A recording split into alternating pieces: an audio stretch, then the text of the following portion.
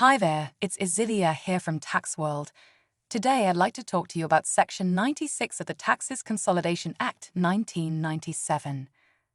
Section 96 defines terms relating to rental income. A lease includes any tenancy or agreement similar to a lease where a landlord gets rent from a tenant for land or buildings. Rent doesn't just mean money.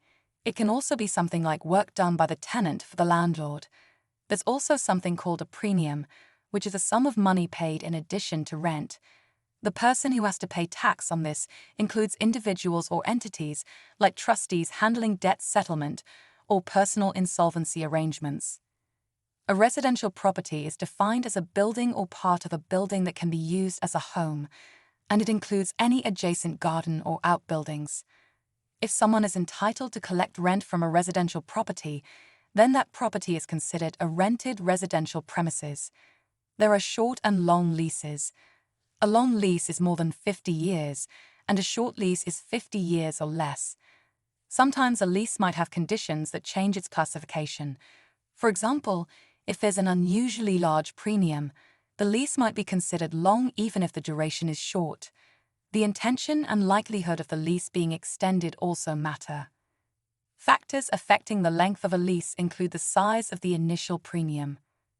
Terms that allow the tenant to extend the lease.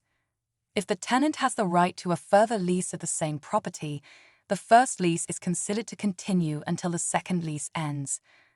When a bank takes over a property, it must pay tax on the rental income as if the original borrower still owned it. This means the bank pays tax on the rent after subtracting allowable interest expenses. If an inspector thinks you might know something about how long a lease will last, they might ask you to provide that information. Originally, this law was made to stop people from making short leases look like long leases to reduce taxes on premiums. It was then updated to also prevent long leases from being disguised as short leases, which would allow for immediate tax deductions on premiums.